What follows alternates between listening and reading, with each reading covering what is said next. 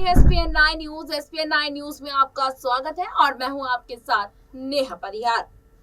मध्य प्रदेश में न जाने क्यों हर रोज एक ऐसी खबर सामने आ जाती है कि जिसमें मोहन यादव सरकार घेरे में आकर खड़ी हो जाती है।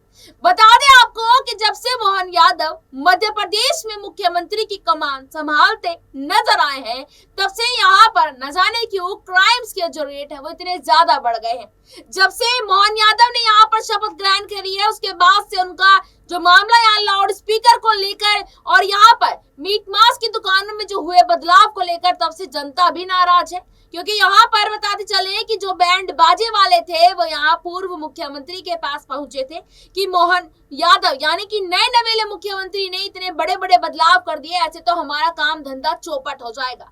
वो यहाँ पर अपनी अर्जी लेकर शिवराज सिंह चौहान के पास पहुंचे थे, जिसमें शिवराज सिंह चौहान ये कहते नजर आए थे कि तुम अपना काम चालू करो, तुम्हें कोई नहीं यहाँ रोकेगा, मैं सब देख लूंगा।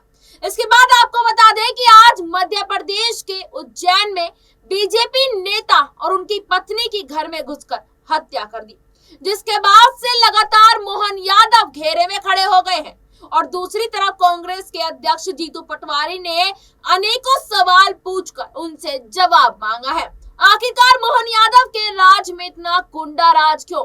कहीं बुलडोजर चलता है, कहीं कोई एसपी यहाँ पर किसी कार्यकर्ता को पीट देता है, कहीं आईएएस अधिकारी यहाँ अपने जूते बंधवाते नजर आते हैं किसी महिला से, कहीं से कोई तस्वीर सामने आती है, कहीं अधिकारी यहाँ पर किसानों को या यूं कह लीजिए गरीब व्यक्तियों को परेशान करते नजर आते हैं, उनकी औकात दिखाते उनको नजर आते हैं।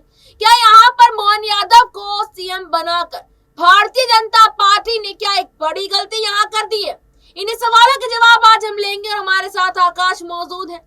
आकाश, यहाँ पर आपसे जानना चाहेंगे कि जब से मोहन यादव एमपी में सीएम बने हैं, तब से यहाँ पर देखा जा रहा है कि कभी बुलडोजर की खबरें सामने आती हैं कि बुलडोजर घरों पर चला दिए, और आज की ही मैं बता दूं आपको कि एक बीजेपी नेता की हत्या यहाँ पर देखने को मिली।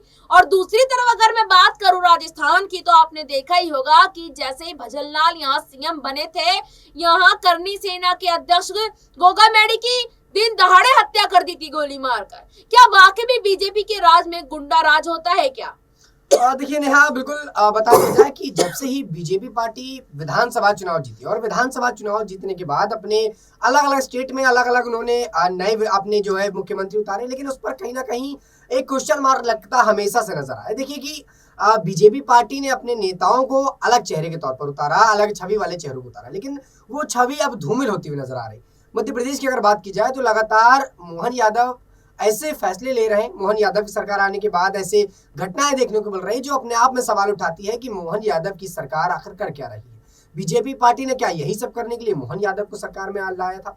देखिए, शिवराज सिंह चौहान एक बढ़िया और बढ़िया कद्दावर नेता थे जो एमपी को बेहतर तरीके से समझते थे। 18 साल का करियर उनका कहीं ना कहीं बीजेपी के अंदर रहा और उसमें मुख्यमंत्री पद की गरिमा संभालते नजर आए, और ऐसे में मध्य प्रदेश की जनता से उनका जुड़ाव अच्छा खासा था। मध्य प्रदेश की जनता उनको समझती थी और वो भी जनता को समझते थे। लेकिन मोहन यादव नए नवेले उतरे हैं और आते ही उन्होंने अपने बयानबाजी से, अपने कारनामों से हंगामा मचा दिया है। अगर अच्छे काम होते तो भी सराहना की जाती, लेकिन यहाँ पर उनके जो काम है वो लोगों को कुछ पसंद नहीं आ रहा है। अब देखिए कि उज्जैन का अगर मामला उठा लीजिए तो उज्जैन में ही यहाँ पर पटेल साहब की मूर्ति को तोड़ा जाता है, उस पर मोहन यादव की सरकार एक्शन ना के बराबर लिखती नजर आती है। और उसके बाद अब इस तरह की घटना सामने आती है कि मौत की घाट उतार जाता है, क्राइम बढ़ता जाता है। तो देखिए, बीजेपी क्राइम के लिए काम करती है, लेकिन अब वो काम होता हुआ नजर नहीं आ रहा। अगर आप क्राइम की ही बात कर रही हैं तो उत्तर प्रदेश देख लीजिए, जहां योगी आदित्यनाथ की सरकार और आज क्राइम रेट बहुत कम है। उत्तर प्रदेश में जहां क्राइम अपने चरम पर हुआ करता था, आज वहां क्राइम ना के बराबर होते हैं। तो ऐसे में क्राइम हर जगह होते हैं, लेकिन उसकी सरकार को बागडोर संभालनी आनी चाहिए।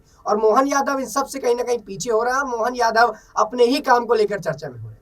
अब शिवराज और इनके बीच में जो ठनी है, इस बात पर मोहन यादव ज्यादा जोर दे रहे हैं, पुराने कामों को बदलने में मोहन यादव ज्यादा जोर दे रहे हैं। देखिए, आपकी कुछ वक्त पहले, अभी कल ही की बात है कि शिवराज सिंह सरकार ने एक अपना राज्य गीत बनवाया था और उस गीत पर बताया था कि हम उसके सम्मान के लिए खड़े होंगे। लेकिन यहाँ पर मोहन यादव आते हैं और उस गीत को लेकर बात बोल देते हैं कि ये राष्ट्रगीत या राष्ट्रगान नहीं है जिसके सम्मान में खड़ा हुआ करे। पुराने नियमों को हमें बदलना होगा। तो मोहन यादव पुराने नियमों को बदल रहे हैं, लेकिन जो नए नियम आ रहे हैं वो भी कोई बेहतर तरीके से नहीं आ रहे हैं। उनके जो नए नियम है वो भी कहीं ना कहीं देश की जनता को पसंद नहीं आ रहा, और खासतौर पर मध्य प्रदेश की जनता को पसंद नहीं आ रहा। और ये बड़ा कारण है कि मोहन यादव मध्य प्रदेश के लोगों से जुड़ नहीं पा रहा, और मध्य प्रदेश के लोग भी मोहन यादव को पसंद नहीं कर रहे। लिहाजा शिवराज आज भी लोगों के दिलों पर है। मोहन यादव भले ही मुख्यमंत्री बनकर आए, लेकिन वो एक सांसद के तौर पर ही देखे जा रहे हैं। इससे ज्यादा उनको मध्य प्रदेश की जनता प्यार नहीं दे रही है। बिल्कुल, यहाँ पर आपको बता दें कि मोहन यादव यहाँ सीएम तो बन गए हैं, लेकिन जनता उनको सीएम के रूप में यहाँ अपना नहीं पा रही है। जिस तरीके से यहाँ पर अभी आकाश ने बताया कि वाकई में अगर देखा जाए कि राजस्थान हो या फिर उत्तर प्रदेश या फिर मध्य प्रदेश, जहाँ जहाँ भारतीय जनता पार्टी की सरकार आती है वहाँ गुंडा राज होना आम बात है। इसी बीच आपको बता दें कि मोहन यादव को लेकर यहाँ जनता भी अब खुश नहीं है। जनता से भी अब यहाँ देखा जा रहा है कि कहीं ना कहीं नाराजगी उनकी नजर आ रही है, क्योंकि वो यहाँ शिवराज को सीएम को ही रूप में देखना चाह रहे हैं। दूसरी तरफ हम यहाँ पर बात करें कि शिवराज सिंह चौहान यहाँ अब बोलना शुरू कर चुके हैं।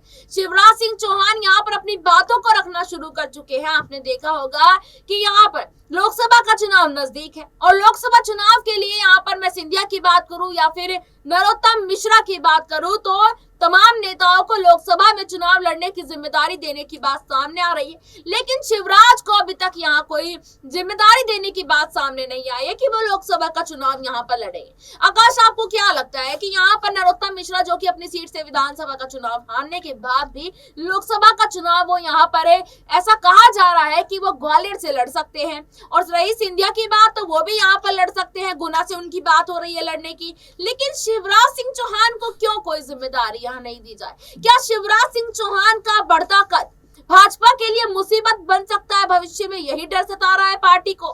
बिल्कुल, देखिए इस पे कोई दो राय नहीं कि शिवराज सिंह की जो छवि थी वो मध्य प्रदेश में साफ सुथरी थी, और जनता अपने मामा के तौर पर, अपने भाई के तौर पर उनको देखती थी, और आज भी उनके दिलों में शिवराज को लेकर उतना ही प्यार।